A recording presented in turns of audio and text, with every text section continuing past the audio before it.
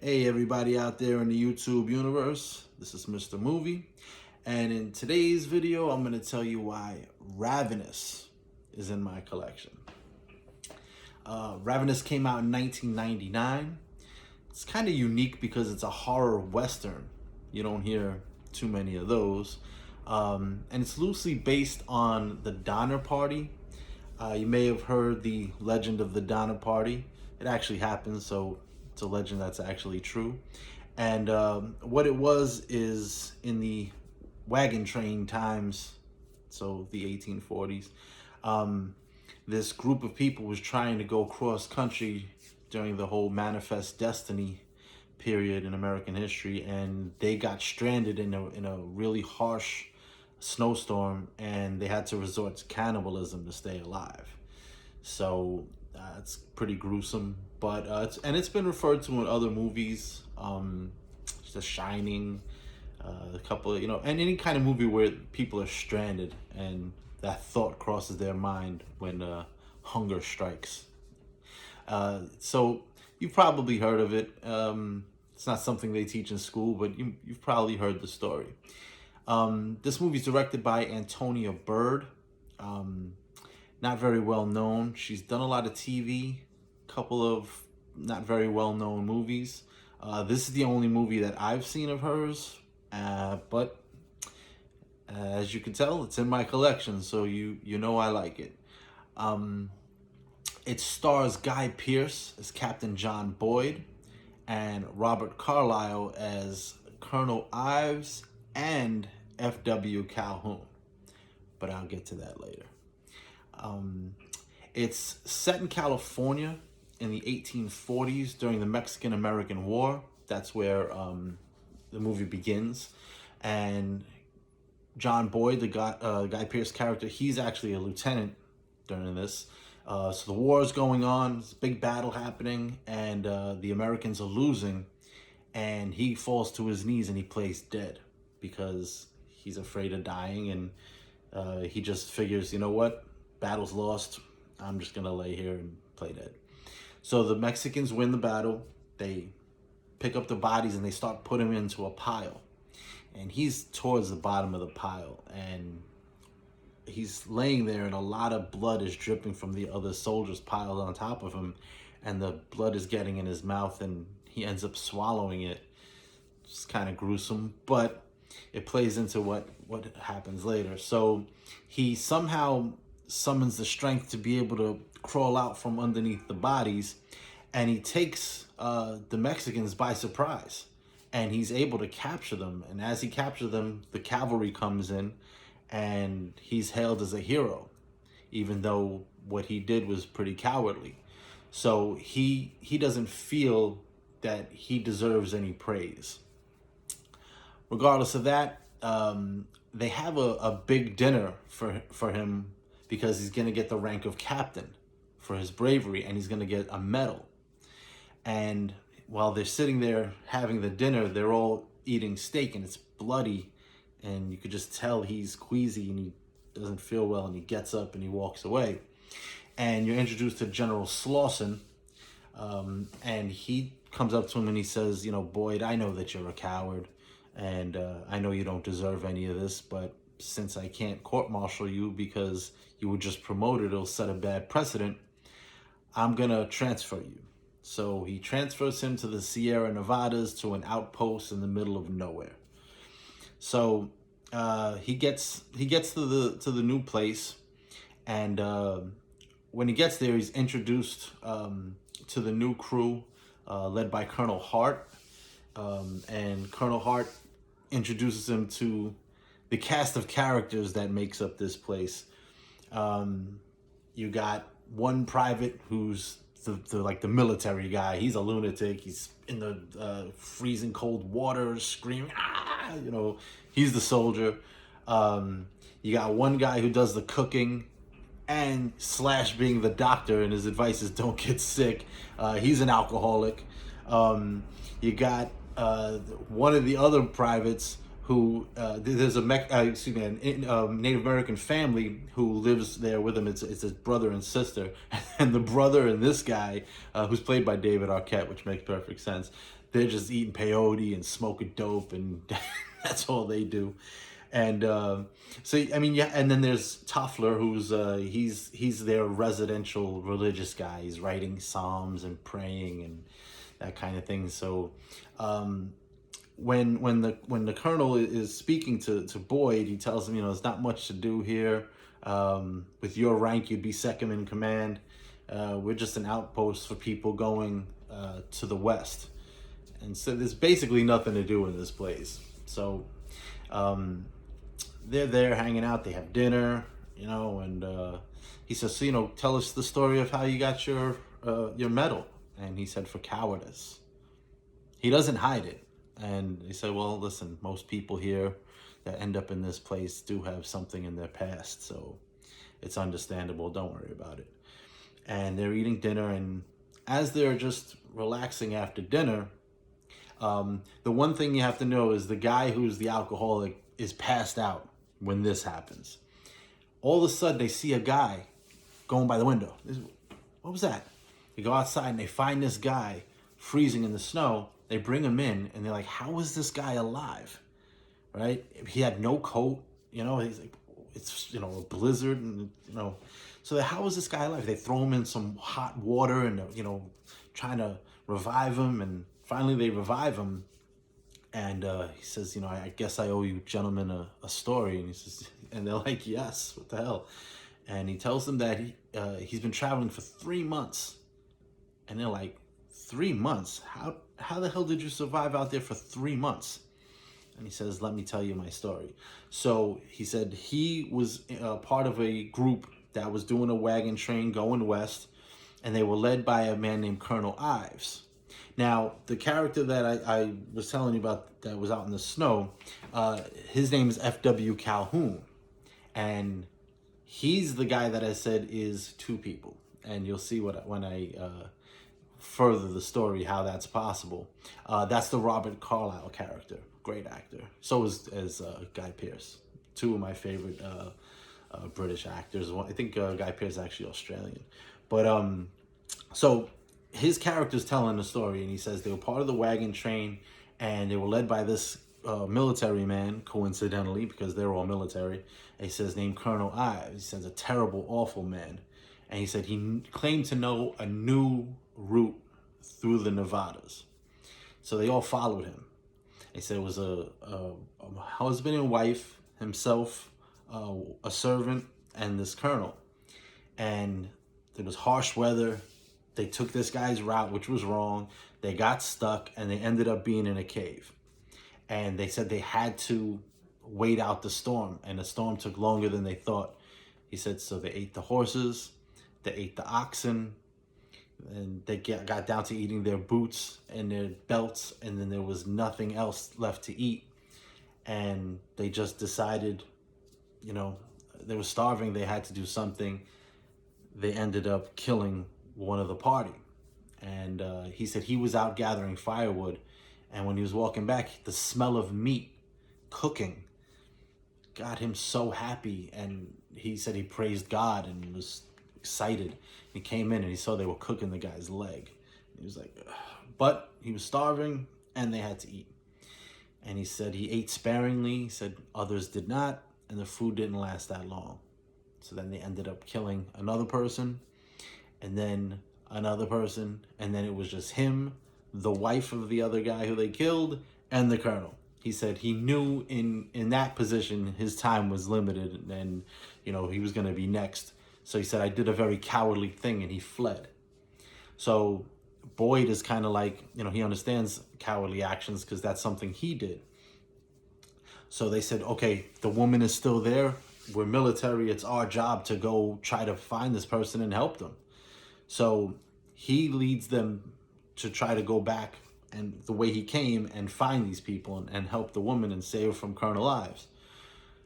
So when they're camping one night, before they're camping, one of the guys who does all the praying, he falls and he hurts himself. So he's got a wound on his side. So they're camping, and when they have the lights out, he wakes up screaming, and they light they put the light on in in the torch, and they see that he's sitting there, the Calhoun, and he's got blood on him. He was licking the guy's wound. And he's like, I was having a nightmare, all this happened to me, and, I don't know what to do. I'm sorry, So they put him in cuffs, cuffs that they had then, but in restraints, shall we say, and for the rest of the journey, because they can't trust him. So when they get towards the cave that they were staying in, and he starts like freaking out, and they're like, the hell's wrong with this guy? So the soldier guy and Boyd, they go to investigate the cave, while the colonel and the religious guy and Calhoun, who's going crazy at this point, because he's right by where all this happened, they're staying on the outside. So they go into the cave, and inside the cave, there's a hole in the ground, and they go down into it, and there's 5 bodies hanging upside down, completely torn up, because they were eaten. But he finds the colonel's clothing. So they realize that Calhoun is not Calhoun. They ate Calhoun. That guy is Colonel Ives. He's the bad one. He's the crazy one that he was describing. So when they try to get out and warn them, Calhoun, who's now Colonel Ives, he runs and he digs up a knife that he left. Boom. He stabs the religious guy, he stabs the colonel a bunch of times. The religious guy tries to run away. He starts chasing him. So they come out, they see that the colonel's been stabbed up real bad. So they say, come on, we got to chase him. They start chasing him. Off to the side, you see Calhoun he kills the religious guy, and they start looking around for him. And he pops out. He hits the soldier guy, and the soldier guy falls off a cliff. And then it's just him and Boyd. And remember, Boyd is kind of cowardly, so he's trying to run away from him, and he's got the knife, and he shoots him. Shoots Calhoun in the shoulder. Calhoun goes down, but he gets right up. And he's like, so he doesn't know what to do. He jumps off the cliff, because he'd rather do that than confront Calhoun with a knife, because remember, he's kind of cowardly. He starts rolling down. He rolls on top of the other guy, the soldier guy, and they start rolling together. But the soldier guy's, he's dead. So they're boom, boom, boom, boom, boom, boom, boom, and they fall into this pit covered in like shrubbery and trees and stuff. And they're down there, and Boyd broke his leg, and he's in agony, and the guy is hanging upside down, the soldier. And he kind of comes awake, and he starts choking Boyd, but then he dies. So now they're stuck in there. And then he's listening. He hears Calhoun looking for them. So he's circling around. He's looking for them. And he doesn't find him. But then you see he goes back to the cave. And he's sitting there and he's eating the religious guy. And it's gruesome. But then Boyd can't take it anymore. He's there for like a week or two. And he's starving. He's eating shrubs. But there's no sustenance in that. So he just decides, you know what? He starts eating the military guy, and gets enough strength for him to get out and walk. Now, I left this part, which is I'm gonna flash back. It's not a flashback. I'm gonna flash back to earlier before they leave. I kept this back for a reason. The Colonel Hart and Boyd, they asked the Native American guy who's with them to pack up their stuff, because they're ready to take off. And before they do that, the guy he does the drugs with and the Native American guy's sister, they send him off for supplies. So they're not around. And the Native American guy tells them a story of something that he calls Wendigo. He said it's a Native American legend that if you eat the flesh of another man, you gain his strength and his spirit. And they blow it off. They're like, that's not real. Who does that? And he says to him, well, Christians eat the body of Christ every Sunday. He's like, good point. I kept that back for this reason.